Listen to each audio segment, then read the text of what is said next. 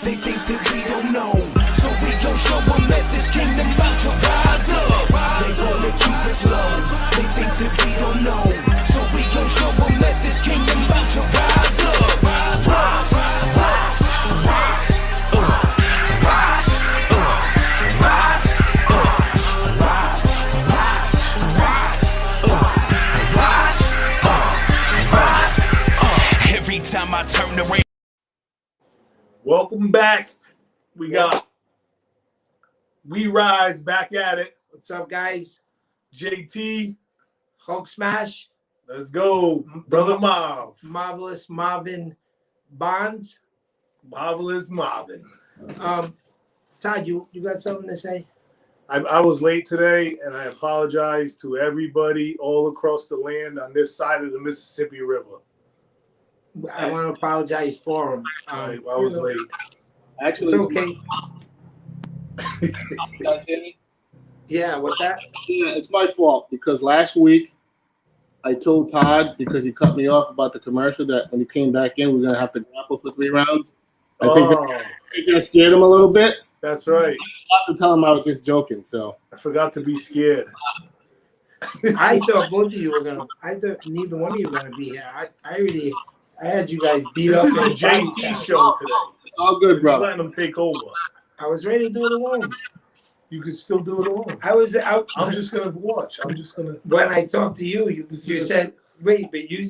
I had in my head. I'm like, something's up. I said, I haven't heard from him, and you said, I might not make it. I'm stuck at work, and I'm like, as I'm telling you, I'm putting my wall paint on. I'm You like, ain't gonna make it, I'm, huh? like, I'm going in anyway. Let's go. Yeah, we back. Oh man. So what's going on? We got a special friend here tonight, special guest. But before that, Marvin, I know you're a big football fan. You know, I know you don't miss a game. I know that you're up on all your sports like that. But the fans are back in the seats. Not every fan, but there was. You see Green Bay, even Aaron Are Rodgers they said, half stadium or something? well, or did their state just wake up out of the coma? well, either way, people are back in the stands. It looked good. Yeah. You weren't seeing cardboard faces. So thank God for that. Yeah, it wasn't the same. Maybe that's a sign of things coming back to normal a little. We hope. Right? What do you think, Mom? I think it's good to see people back out. I mean, I think people are getting stir crazy a little bit. So it's good to see people back out at the game. It just didn't seem right with no fans in the stands. Like they were playing like the audio thing to make it sound like there were people there. Yeah. So you're off because the seats were covered up with some kind of cover, and it's like, even in the NBA, the same thing. It just doesn't seem right. It doesn't seem right. It was almost like it felt like preseason, like the first 2 or 3 games in preseason that you don't want to watch. Yeah. You know? I think I feel like that. It was kind of heartbreaking almost. Yeah, it was. Well, it took away from the whole. There were no fans in Las Vegas, were there? First year, I was gonna be there. I was gonna be at the home opener. COVID did something to us, man. It's not good. So now you're blaming it on COVID. You ain't in the playoffs. Oh, I would have. Well, yeah, We could make a case for that. We could make a case for that. Other than like the Steelers, they had 8, 9, whatever guys sick. They let them take the week off. The Steelers, they shouldn't even be in this. Don't talk about Pittsburgh on my show. Don't talk about the Steelers on my show. That's number one. The Raiders get 5, 6, 7 guys sick. They're like, nope, you gotta play. The Steelers, they had a Pop Warner record. They played who? Woodlawn Cowboys, Edgewood Eagles, CLCF Chiefs, Darlington Braves. As soon as they played like the New Hampshire team, the Bantam team from New Hampshire, they got demolished. It's been all downhill for them. See you later, alligator. No terrible towels on our show. No terrible teams. So, Marv, another thing before we chop it up with Alex, I wanted to talk about, we talk about how, the COVID's affected so many things, but we haven't talked about how it's affected USA boxing and the kids, how they've been stagnant, not being able to do anything. You know, when's it opening? When's it not opening? You know, there's nothing happening right now still. It's been like over a year. Yeah, and it definitely affects the training mindset, because when you're training for something, the intensity levels are a lot higher, and you know it's hard to keep people motivated when there's nothing to look forward to. So I'm hoping that we can get some shows coming up at some point in time soon, because everybody in your gym, they all work hard, but you know they're kind of starting to lose that eye of the tiger, if you will, because there's nothing to train for. Yeah, it's not. It's a different I'll situation. tell you what, though, if you have anybody that's thinking about fighting amateur or anything, stay ready. Stay ready for your opportunity, because they're coming few and far in between. So you have to be ready to, like, Max Holloway just fought. He was an ex-UFC champion, just fought this weekend. After he went to war with Calvin Kattar, it was a complete war. Max Holloway won by decision, and at the end of the fight, he said, "I'm ready for next weekend," because I think Conor McGregor is fighting Dustin Poirier. Oh yeah. Yeah, so he's like yeah. at the end of his fight, a complete 5-round war, 5-minute round war, right? Yeah. He's at the end of the fight. He said, "I'm ready for next." His face is destroyed. He's like, "I'm ready for next weekend," because he knows that the opportunity may come, may not come. So stay ready out there. Yeah, no, that's easier said than done. Well, You know, yeah, it's easier said than done. but You know, how you're bad right. do you want it? Yeah. How bad do you want it? Yeah. You got to think about that one. So he say he can't wait for next week. I can't wait for tomorrow. I'm so excited about tomorrow, Marvin. What's that? I'm so excited about tomorrow. What's tomorrow? Yeah, I get better looking every day. All right. I just didn't know what was coming next. I will say this: we got to give a shout out. It's MLK Junior Day. Yes. Yeah. You know, Yeah, there's shout out. people that sacrificed a lot for the civil rights movement. So I don't want to go through the whole show without acknowledging that. Yeah, amen. Brother in Christ. Amen. I'll tell you what, my whole life I always looked up to him, and I always like, man, there's something so special. What is it that's so special about him? You know, obviously listen to him and all that. He did school with doctor, this, that. And then maybe 5-6 years ago, I realized he's a Christian. He's a believer in Christ. And that's what really, really, really separated him. You know what I mean? So he had values.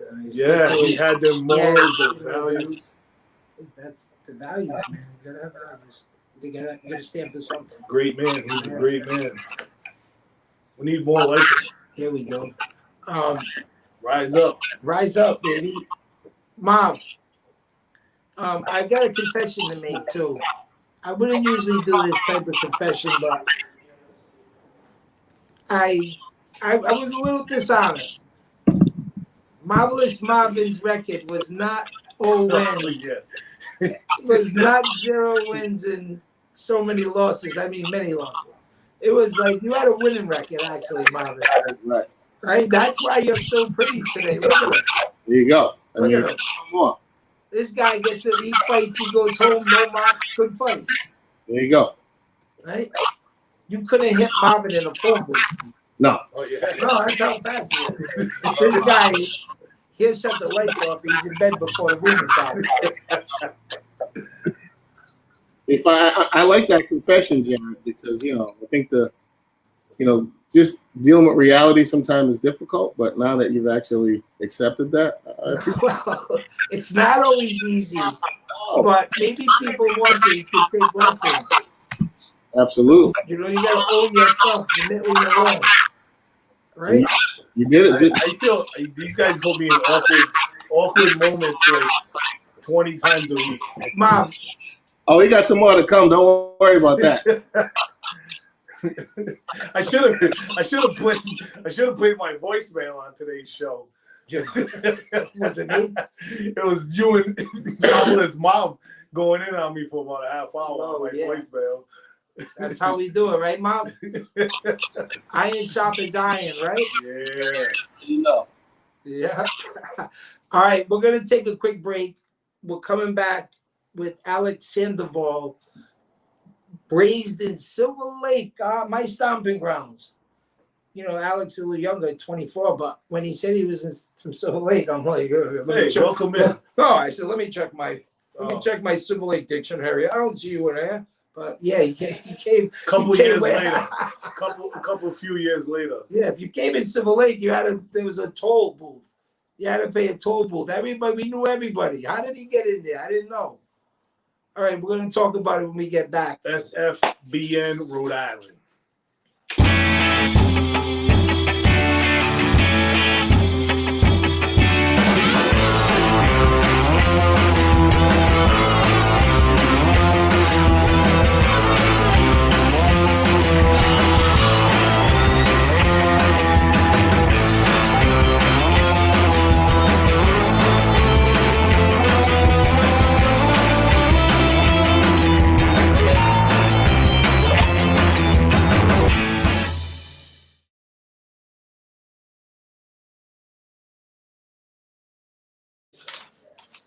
We're back.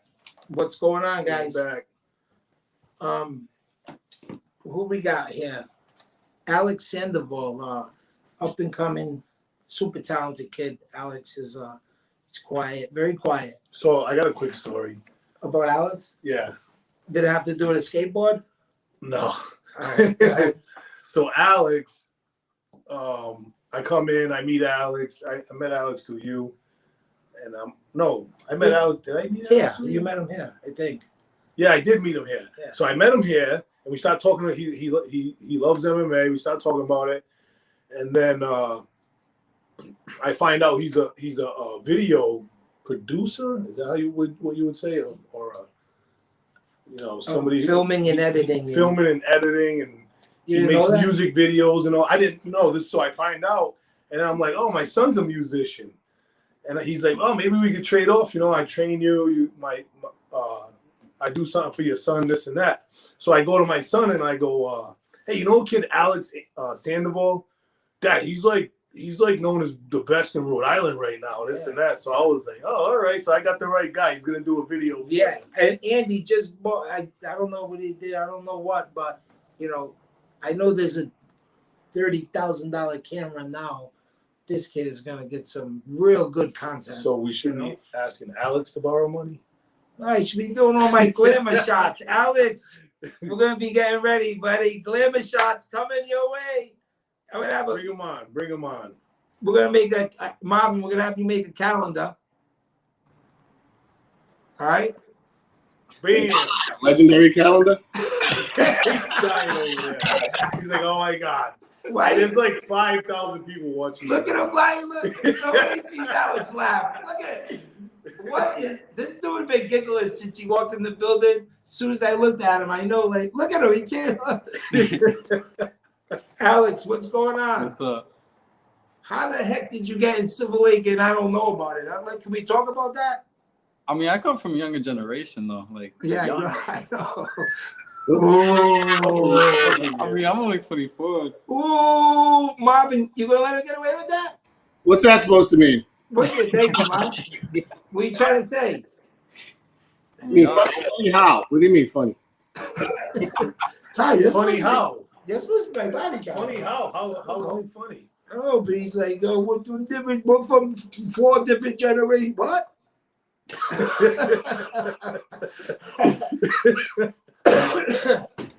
Oh man, where do we stop, Alex? Where do we stop? Oh, real quick, right? What's that? I real quick. I met Todd, and we probably don't remember this, but I met Todd at a let me change that back. I met Todd at a Snookers, and it was like UFC fight. It was John Jones versus what's his face? I forgot who he was fighting, but it was John Jones versus somebody, and Todd just happened to be there. And I ended up second a conversation with Todd, and he was like, "Oh yeah, like somebody introduced me to Todd as like the first CES champion or whatever, MMA champion." And that's like the first time I ever met Todd, and then from there on, it's like kind of like crazy how things work out and just come full circle. And I remember somebody talking. it stuck out because I remember you told me about it. It was the summer night. Todd had. I didn't catch that one. No, your joke. Your joke got cut. Oh man. I said, Alex, I remember because Todd was telling me about that night. It was a summer night, right? He had the Speedo on. Right? I just came from riding bikes with Jared No, he was at the Blue Oyster. down the trail. This guy. Alex, Oh, listen, the people want to see your face, man. You gotta look at Yeah. that.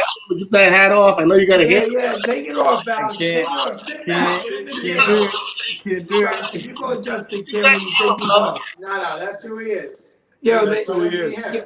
hey, listen. Look, I want everybody to know Alex is he's a very stealthy human being. He comes in, he got leaves hanging off his hat. He walks in the middle of the day. He's in full camouflage, diving on the floor under the ring. You gotta see him. He's not rolls to the locker.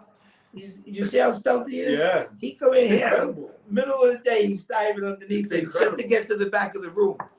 It's incredible. Alex, Yo, what's up? so let's go back. So let's talk about when you were young. Yeah. Yeah, that was just like yesterday. As a Just- there he is. Nobody gets access like that. Exclusive. Nobody had. gets access. I knew I had a surprise for him. Listen, Alex, no one gets access to that. Look at the material. What is that? That's a young Alex. Look at him. Graduation. Graduation from where, Alex? The Met? Yeah, high school 2016. We're gonna get into that. So Alex, you want to talk about when you were younger and you're like 5 to 7, like look at that, he's flashing the pictures up. He loves it. Let's go back, Alex. Let's go back to talk about your stepdad. How old were you? What were you, like 7? Yeah, I was 7. That's when, what happened with stepdad? That's crazy. What's that? Crazy, you know this stuff. Don't talk legendary for nothing. Nobody knows. Nobody gets in like that. Nobody gets in. How do you know this? Listen, you see him, Marvin? Listen, no one gets in like that. Listen, I gotta be honest. You got an amazing heart, Alex. You're a good guy, and it's no wonder because Mom is like, she's such a beautiful person. Really nice. Really, his mother's a sweetheart. Can you tell us about your mother? Yeah, talk about. She came from Guatemala. I'm Guatemalan or whatever, and she immigrated over here probably like in late 80s, I want to say. So she's been working nonstop ever since she came over and immigrated here. So then I think a couple years back got her citizenship. So now she's fully legal to be here and whatnot. But being that she came here with little to no knowledge of anything, didn't speak English, hardly understood it. She had a lot of trials and tribulations that she had to go through to kind of sustain a good living environment for my brother and I at the time. So when she first came over here, she was pregnant with my brother and had me a couple years later or whatever. Me and my brother being 7 years apart from each other. She worked hard growing up. She would wake up at like 4 or 5 in the morning, be at work at 6, come home sometimes 3 or 5, depending on if she was working overtime. So she's definitely a hard worker, and she's always been the type to kind of like do what she can. Like she always made shit happen no matter what. She always made like everything happen, regardless of the circumstances or however the financial situation looked. And she's been through a lot. So, Do you say that's where you get your work ethic from? I would say so, yeah. I mean, growing up, like she never complained. She never, she just played the hand that she was dealt, and she made sure that I was good regardless, or my brother was good as much as she could, however she could, So Definitely would say so. Elma, she was a pleasure to talk to. I have to say that, and I said to her at the end, it's no wonder Alex is a good yeah. Oh, so you've seen where it came from. Yeah, Yeah. definitely. I definitely seen that. What about you were in a good student, or what about school, Alex? Man, middle school was like tit for tat. I wasn't really like all there. I was never really like a school person. I couldn't really like school was just never my thing. I think some people are very well, like some people do great in school, other people don't. Some people do great at tests, other people don't. Um, but you know, around the time I started getting into high school, ninth grade, it just like I kind of just went, I just derailed from all of that mentally, and I just couldn't do it. I got placed in a school that was like miles away. I had to take 2 buses, wake up extra early and whatnot, and it just wasn't the place that I wanted to be in because mentally I just wasn't there. So I would go to school and it just knew that everything that I was learning isn't anything that is going to be applicable to anything that I wanted to do for my future. So I just kind of mentally just gave up on it. And so I would go skateboard in the meantime, or like I would wake up from school. I would wake up certain mornings where there was school and I'd look at the time, maybe it's like 10. And I'm like, you know what? I'm going back to sleep. I'm going to try again tomorrow. And I'd go skate with my friends or something. But it was bad. I got like to like 100 something absences, like 90 something tardies, and it was bad. It was bad. I mentally just gave up on it completely and just knew that if I had to repeat it again or anything like that, I was just going to drop out. And yeah, so it's just I knew that this isn't what I wanted to do. So, and just being around certain type of people there, I hated it in every way. Yeah. So, how about Pop Dukes? Was he in the picture? So, biologically, like, I didn't get to.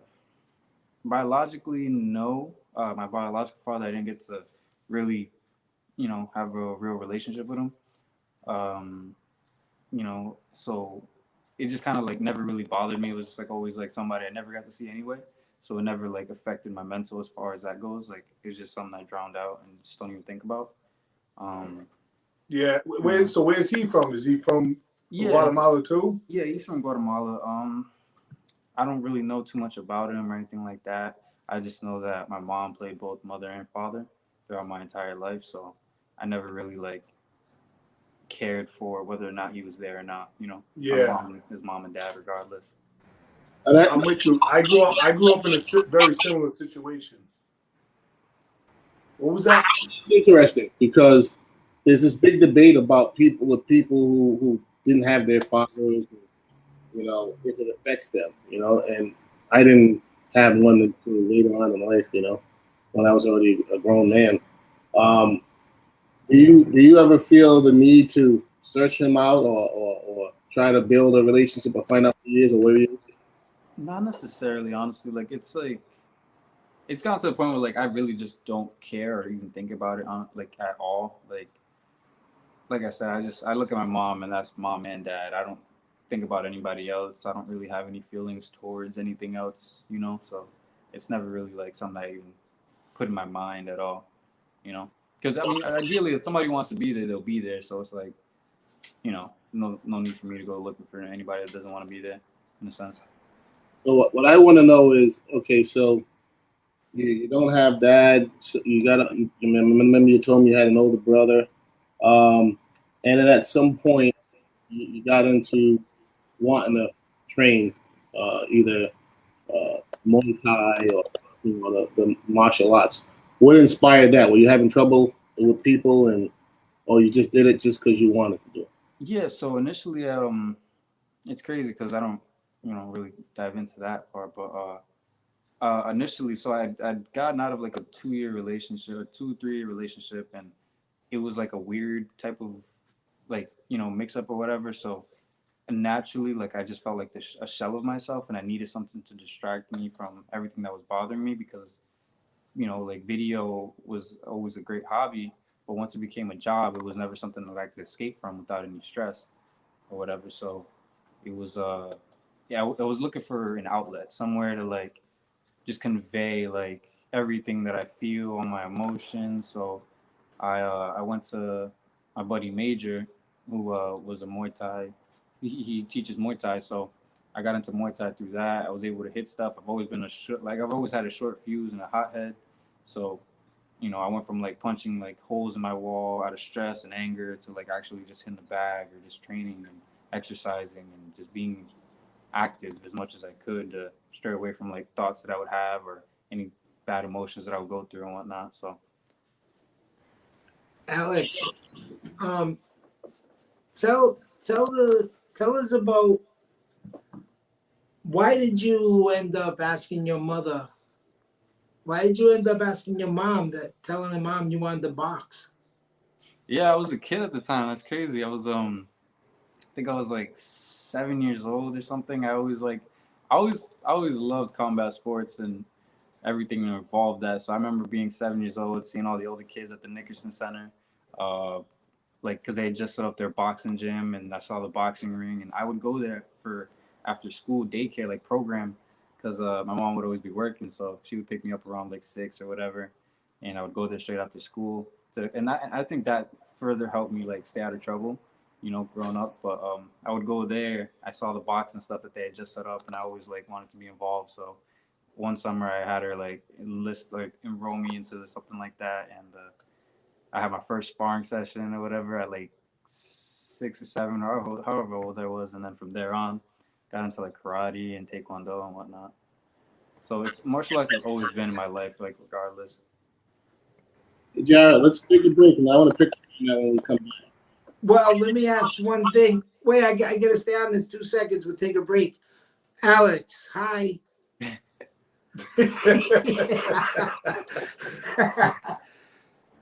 Tell me the story about what you told mom when you know you felt like you were getting picked on while you were on the box. What were there, a couple of bullies? There were definitely people that would like there were a lot of older kids at this daycare. A lot of older kids that just felt like they could push people over or whatever. And I never wanted to be that type of person that could just be pushed over regardless. Even if I get my ass beat, I always wanted to be able to like fight back. I'd rather, you know, fight back and get my ass beat than just take it. You know what I mean? So Well, I got a quote. So basically, you don't go down without a fight. yeah, like I didn't. Yeah, I didn't buddy. But he does it in silence. Yeah, buddy. Yeah. Ninja. Those are the ones you gotta watch out for. When the bullies were bullying Alex wanted to go to boxing, so he told mom about the Nickerson house. So he can handle it himself. So Alex starts boxing, and mom says to Alex, how about those bullies? What is it? Mom said, what about the bullies, Alex? Are they still bothering you? You said, Mommy, don't worry about the bullies. I punched them, I beat them up. Did you get the back? Mommy, don't worry about them. So put mom at ease, though. He said, Mommy, don't worry, Mommy. I got the bullies. I did this. I hit him over the top. I came underneath. And then I bit him. He said, no, Alex, don't bite. All right, we're taking a break. Alex Sandoval. SFBN, Rhode Island.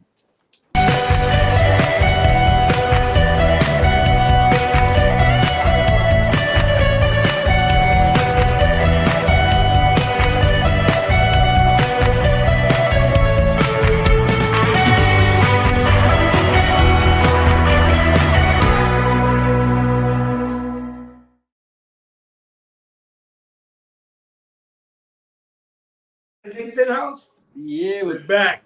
We're back. We are the man in not man in black. He's the man in black right there. Yes. The mysterious one, the no name. He came in the No building. name one. He came in the building with the hoodie on, the hat pulled down past his eyebrows down here. I couldn't even see nothing, and the mask was right up there. And I This said, man. what do you do? You got branches hanging out. I got a feeling he's gonna do a lot for this country very soon. Alex, Very man. soon. So Alex, we're doing like a little send off. It's a little send off. Alex does a lot of great things for people, and he's in the community, and he does a lot of good Alex, a blessing to Legendary Boxing.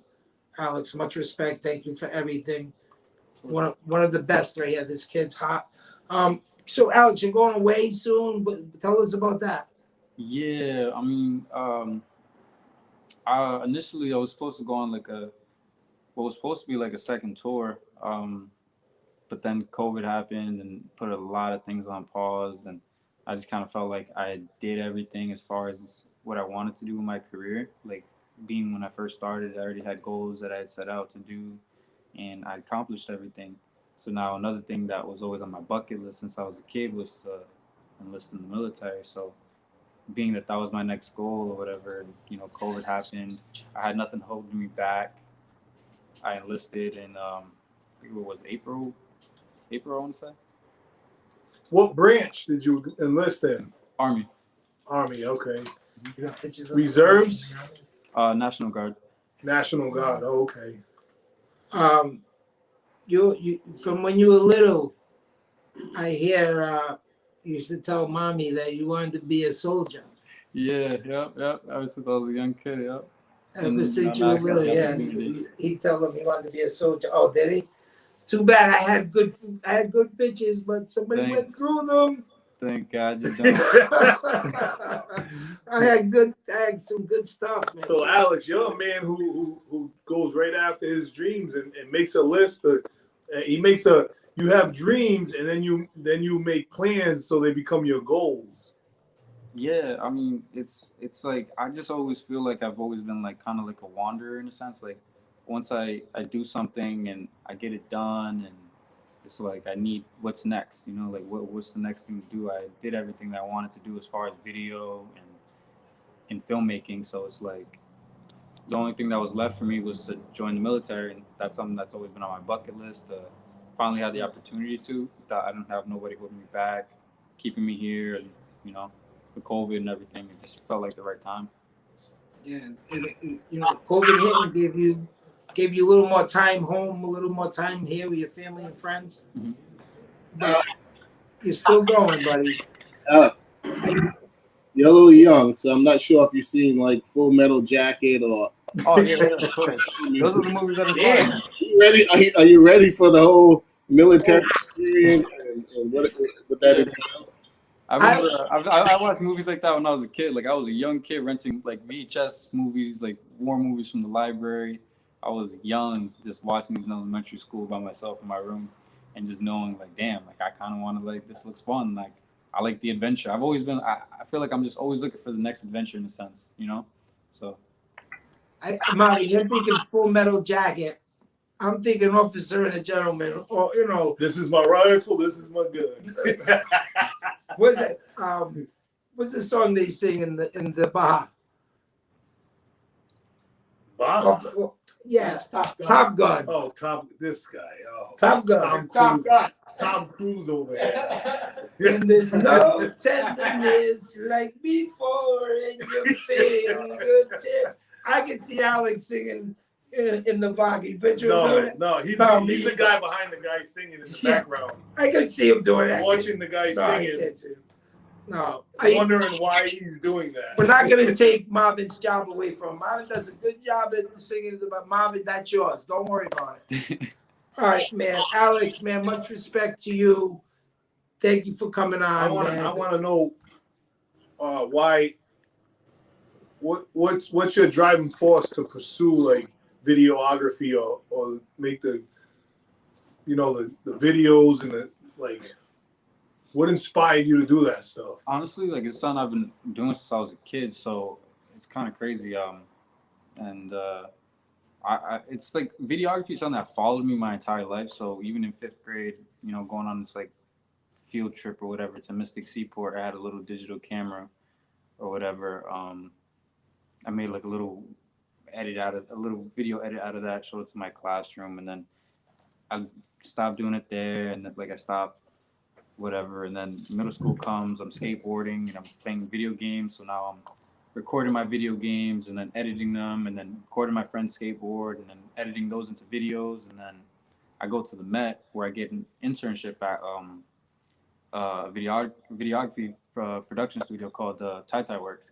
ran by my mentor Tyrone, and it was Tyrone who I will never forget. Like as far as like things that he would give me, like put me onto as far as game wise, like just all the advice and everything. Like he really changed my life as far as like my mentality. And it was never something where like he handheld me as far as like do this and do that. This is how you do this. And as far as videography or whatever, he just kind of gave me the tools and the resources and the mindset that I needed to kind of push forward as far as running a business. Because the first thing he ever told me when I showed him one of my videos or whatever of my friends, he was like, "This is cool, but how are you gonna make money off of this?" And then from there, it never been like a thing in my head like you can make money off of videography and videos. Yeah. You know, and then he mentioned that, and it just completely changed the game for me. And I just thought, damn, like I can really make music videos and make money off of this. So that became my creative outlet, because it was always that. It was always just a creative outlet and just something that I would do. Like I'd go to sleep thinking about visuals and just different frames and just different colors, and you know, wake up and just feel inspired. So a lot of it's just creativity based. Even right now, where I feel like I've accomplished everything that I wanted to do in such a short amount of time, I just feel like it's all just a creative thing for me at this point. Now I'm just creating like the things that I see in my head, and it feels good to get back to that, you know? So who's some of the people, like the artists that stood out to you that you worked with? I mean, my first big artist was and this was like something that I'd filmed at the Strand, or what used to be Lupo's, is Dave East came into town and he had a show, so I filmed that from there. Dave East, yeah. Posted that on his Instagram. So that was my first big artist that like acknowledged my work. So Dave East posted it on his Instagram. Went again for an A Boogie concert, did it again. So, and that became the cycle. So every artist that would come to the Strand would post a video on their Instagram page, and it just kind of like every time was like a home run. And prior to me coming in and doing that, every videographer, I just kind of had like a different style of recap videos. So I knew that I wanted to come in and change it up a little bit. So I gave it a more cinematic vibe or feel to it. And that just proved to be like the best case scenario and whatnot. So it ended up working out. And then my first big artist, as far as like actually like meeting them and wanting to work with me, was Jeremiah. And ended up going on tour with Jeremiah, ended up going to Dubai, traveling a little bit. And then from there, it was just, you know, everything just kept going forward. But it was a good experience as far as like, it's been a great experience, because through Jeremiah, I got to meet so many different artists and work with them. G-Eazy, Dave East, A Boogie, Wale, just a bunch of people. Yeah. Like all A-list musicians. So, Alex, Todd walked in here with his camera. I don't know if he bought it or whatnot, but is there give him one good piece of valuable information if he wanted to start doing camera work and filming? Honestly, just like, and something that's dope too is like I can relate a lot of like this combat sports stuff, like as far as boxing and MMA or whatever. If you train, you're going to get good naturally. You're training every day. You're working on your technique. You're working on your form. You're working on everything, your footwork, everything. And that goes the same for video. So when you're doing video, you got to think about it the same way. You got to have that same mentality. So you got to think about taking your camera and just filming the dumbest things that you can possibly film. Film your dog, film your cat, film a tree, film whatever, film people. Just experiment as much as possible. And that's like the only way you'll get better, truthfully. Like just working and experimenting as much as possible. Film anything you can, put it into a little edit, put a song behind it, and naturally you'll get better. So, you know. It's true. That's true. I say it all the time. It's like whatever you're doing, boxing, baseball, whatever you're doing, right? Anything. Mm-hmm. Practice. Bruce Lee said it, right? What was Bruce Lee saying? You don't practice one kick. What is it? I know he you know. He doesn't get lucky, he said. No. He says, I don't practice one kick 1,000 times, something like that. He practices one. Alex, that's it right there. Yeah, it's something. Be like water. That's all I know. Be like water. Be like Marvin. Be like Marvin. Be like fluidity. Fluid. Be like Marvin. Louis. Alex, man, God bless. We wish you the best. We Absolutely. wish you the best when on tour. We look forward to having you back at Legendary. If we ever end up on any of those contracts, make sure you let us know so we can disappear. Listen, by the way, there's gonna be such content coming out of me, all of me, and this got the $30,000 camera. I'm gonna look like Hollywood never did. Alex, thank you, brother. But Love, respect, man.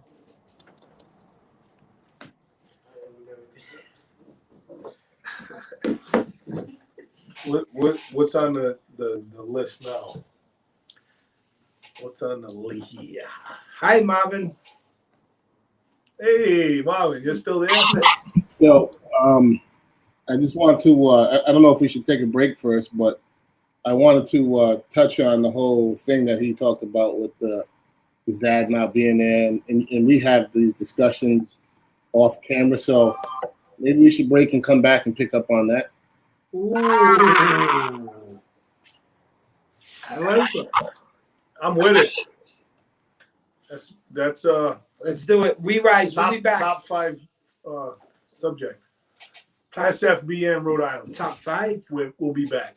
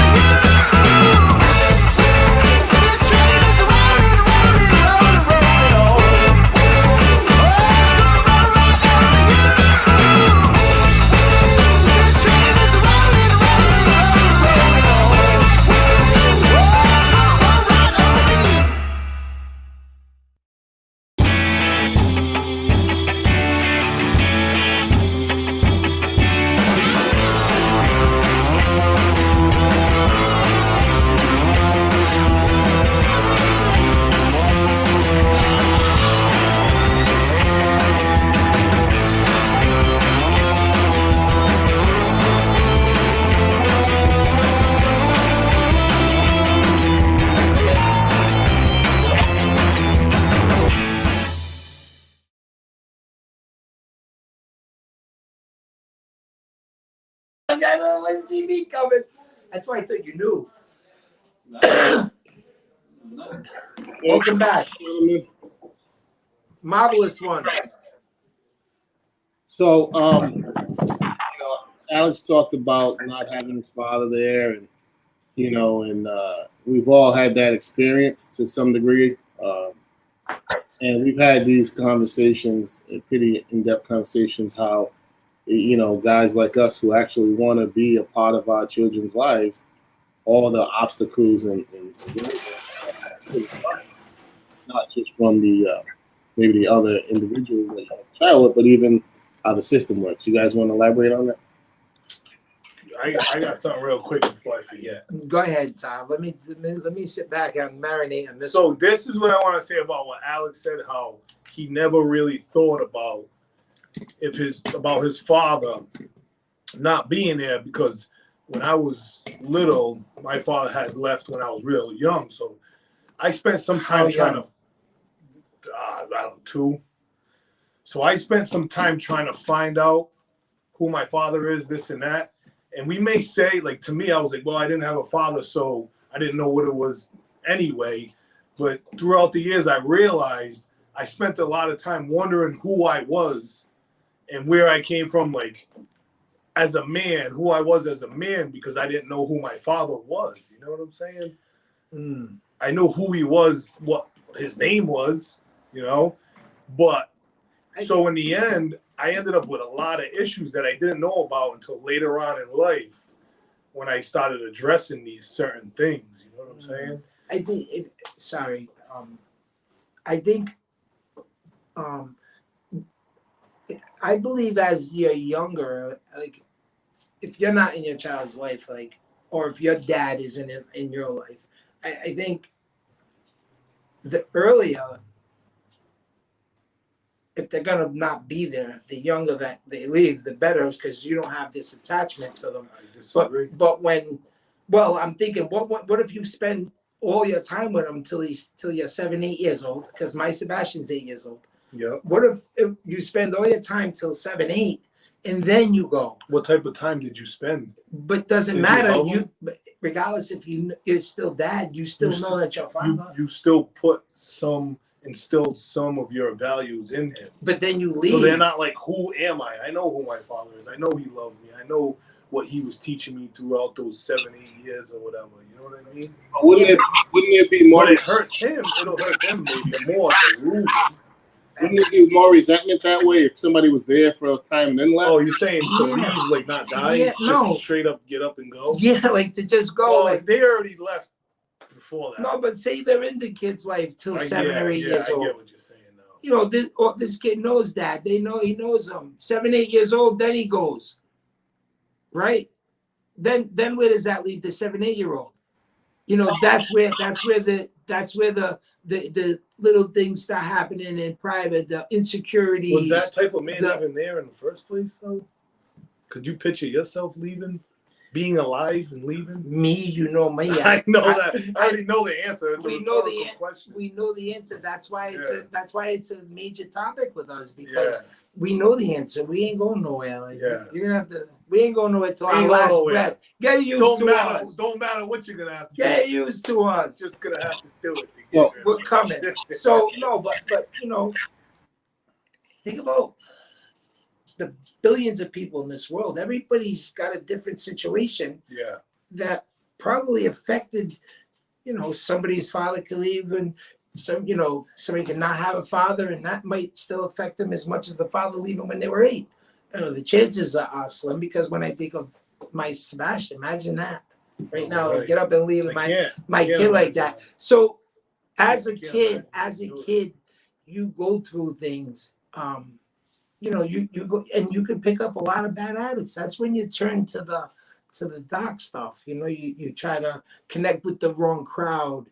You know, you smoke your first become your joint. dad, You know, and then Friends become your and then it's so easy to get caught out there, and you have to find a way to channel that energy, that's ugly anger. You have to find something. There's got to be an outlet. For me, it was boxing. Or you bury it and it becomes a bomb. You can't bury it, because even in boxing, it became a bomb. It'll for come me. out. You know, eventually. even with things you loved, it became a bomb for you. Yeah. Alex channeled it in a way where he invested it into filming, and he invested his time into, because like you say, he used to punch walls, and we don't know, like, you know, I watch my kids, I watch their eyes, I watch them on purpose extra longer to see their emotions, because all I gotta do is look at them and I know where they are. What's going on? Come here, what's wrong? Come here. Yeah. What's wrong? Tell daddy. I know instantly. You know, and that's what kids need, man. They need a dad as much as they need a mom. They need a father as much as they need a mother. And you know, the system's so screwed up because they don't see it that way, because it's like mom, and then automatically we get put in this category of a deadbeat father, and We're we're just the supposed fathers, to provide money. and we're the fathers that want to be there. Yeah. The fathers that don't want to be there, they go and chase them down, and they Yeah. force them to be there when they Yeah. don't even want to be there. Yeah. We're the fathers who are there, and they make our life difficult. Yeah. Lawyers, You know judges, what? No, that I found out a few years back. 90. There was a study they did. 98% of all the world's problems can be related to a father not being in the home, or being in the home being abusive, or dying, or mother not allowing the father to be present in the children's life. So And vice 98, versa. they did a huge study. 98% of all problems can be related somehow, some way to that. An absent father. And even if you're not an absent father, if you're involved in your kid's life and you're a parent, a mother, a father, and you're cutting up the other parent, don't do it. Well, so the same study. Don't do it because it's wrong. Yeah, No matter what. Absolutely. No matter what. Absolutely. I don't care how I feel about I don't care. My sons will always know that I love their mother, period. That's it. There's no question about it. Yeah. So many times parents, they can't even help themselves. They fight with each other and the kids are the pawn in the middle. Yeah. You're messing your kid up psychologically in the head. They might not be strong enough to come back from that. You can't do that stuff. Handle your internal affairs. Handle them internally. Leave the kids out of it. You know, not everybody's strong like that. Somebody got to get me off this camera. Nah, keep going. I'm ready. I'm going in, Keep man. going, because Don't get me started. even I need to. Everybody needs to hear this. Everybody needs to hear Can I say something? Please do. Remind me never to do a remote show because I can't get a word in. Anyway, so I was more like Alex. You know, I didn't meet my biological father until I was 26 years old, and I never had that. And we're good now, you know. So just for the record, you know, we're cool in the gang, but I never had that desire to look for him or to know who he was. It never impacted me at all because I had other people step up and they provided such a good life for me and a good foundation that it didn't bother me personally. I know some people it has an impact on it, but what it also did for me anyway was made me more diligent and dedicated to being a parent for my child when and if I ever had one. I always said, I don't want to do what he did. So it didn't have that negative effect. It actually made me more determined to be involved as a parent than what I received. So for me, I didn't feel this burning desire to know who he was and where I came from. Not to say that, you know, there's anything wrong with that. I just didn't have that. And, you know, I met him at a time when my life had changed. So if I had met him earlier, it wouldn't have been a good reunion, if you know what I mean, a good union. So for me, just at this point, you know, I don't. It's like you said, if somebody doesn't want to be there, why would you want to try to force them to be there? And then at the end of the day, that's something they have to live with for their life, you know. So if I never had met him, I don't think it would have bothered me, but it's something that he would have had to live with for the rest of his life. And you know, when I did meet him, you know, I think that void, if you will, was weighing on him. And you know, there's nothing to say. How are you going to make up 26 years? You can't. So there's nothing you can say to me. So that's where I forgave my father. Well, you touch on a perfect point. Your kids are coming for you. They're coming. Just because they're kids now don't mean they're not going to be adults, and they're coming. They want answers. They want to know what you've done, where you are, why. Don't make excuses. Don't blame the mother. Don't blame the father. Lay in your own bed because it's coming. That's the bottom line. So at the end of the day, if I accomplished everything in this world, everything, if I could be the wealthiest man in the world, I could have everything. If I fail as a dad, I've done nothing in my life. I'm done. If I fail as a father, I've accomplished nothing. I didn't do my job. I'm done. I don't make excuses about this. I don't care. I don't get it. I get it done. I find a way. I figure it out. And Marvin, you know, you made a good point when you were saying it. I wanted to say, like, not everybody's built like us, because some people are gonna have that card dealt to them, and they're gonna do it to their kids, and they're gonna make an excuse on why. The mother's doing this, the mother's doing that. No excuses. Don't complain. Don't make an excuse. Find a way. There's always a way. There's always a way. Listen, No, I went through absolute hell just to be a part of my, just the stuff I had to deal with, bro, and all the obstacles and things like that. But it never deterred me. It never. At no point in time, and I heard people say this to me. Just let it go when she's older. When Yeah, imagine that. Yeah, all right, I'll let it go. Your soul sat inside your chest. So my point is, everybody has their own little thing in them, and I don't know what makes guys tick who just don't care. I don't get that. But I always look at it. Somebody took care of us, or we wouldn't be here right now. So somebody had to provide for us and take care of us. May not been to the level that we might have wanted or what have you, but we got here because of somebody else's sacrifice. So for me, sacrificing for my own child was easy.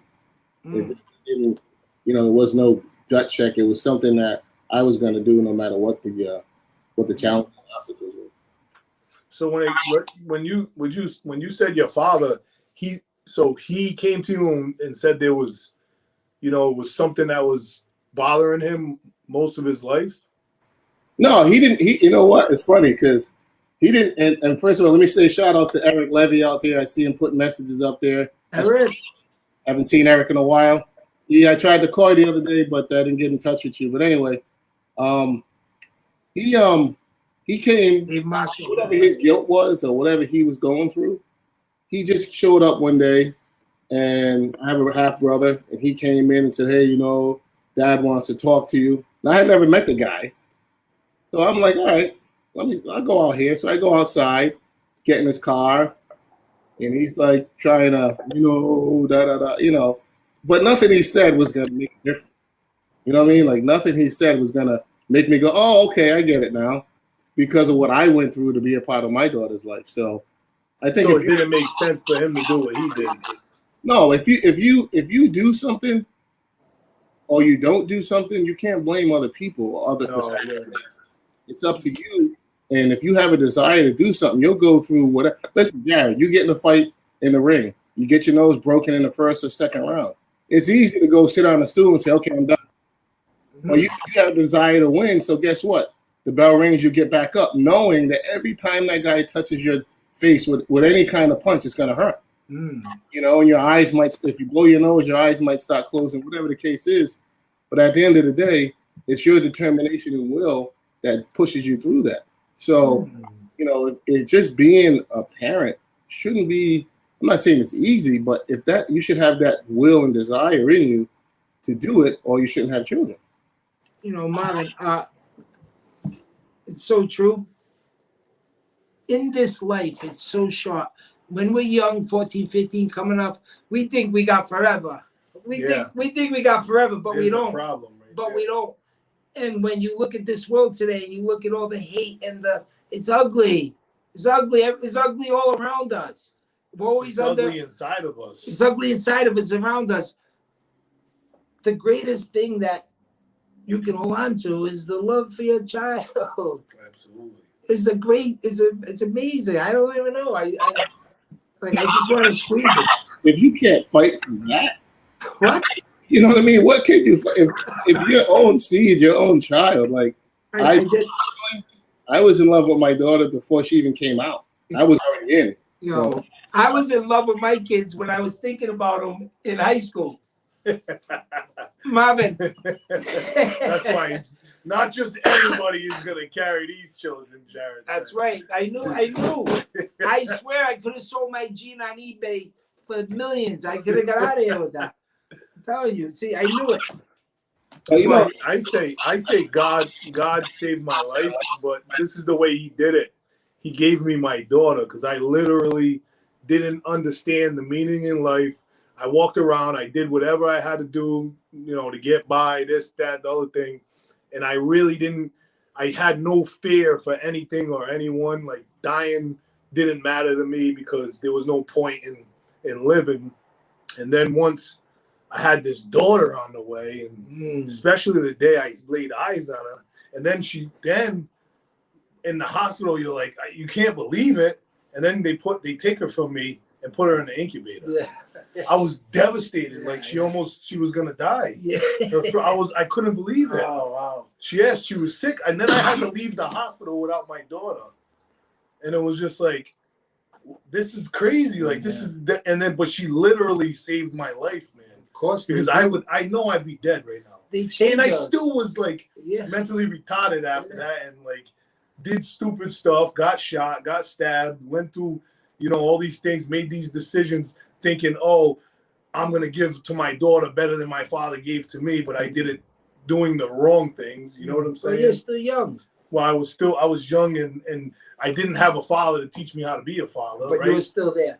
I was there. You I was was there. Yeah, I had to be there. No matter how we and did. then even going to prison. The worst thing that ever happened to me was going to prison and being away from my children. Oof. I literally shaved my head bald, was bleeding everywhere. Ready to kill. Listen, this is crazy. I get a phone call from my daughter, Daddy, Mommy, blah blah blah. I lose my mind. I hang up. I shave my head bald. I'm punching the mirror, saying, "I hate you." I'm looking in the mirror, punching the mirror. My hands are bleeding. My head's bleeding. The guy in the bottom bunk was like curled up, like in the corner, scared to death.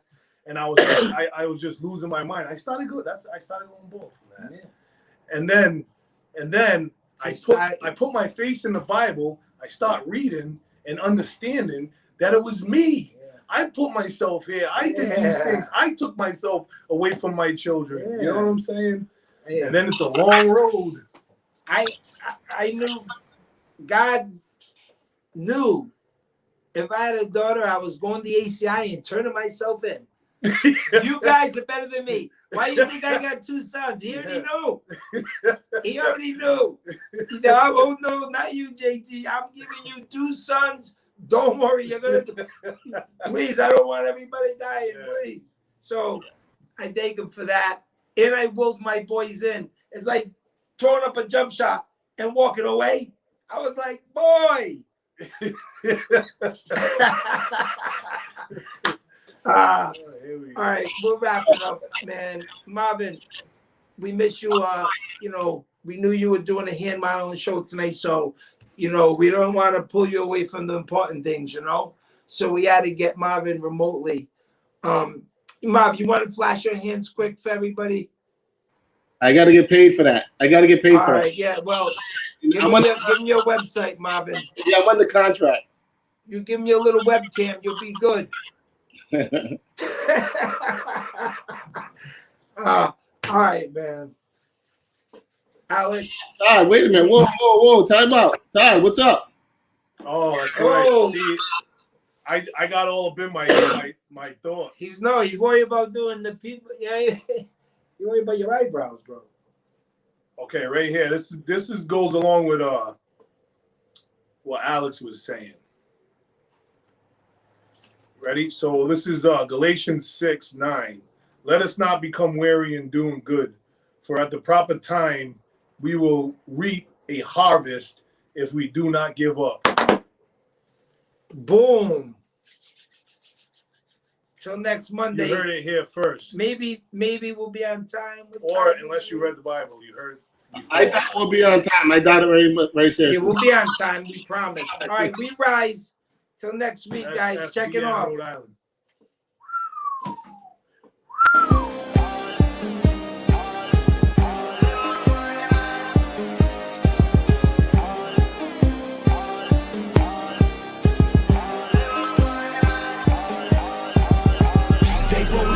Low.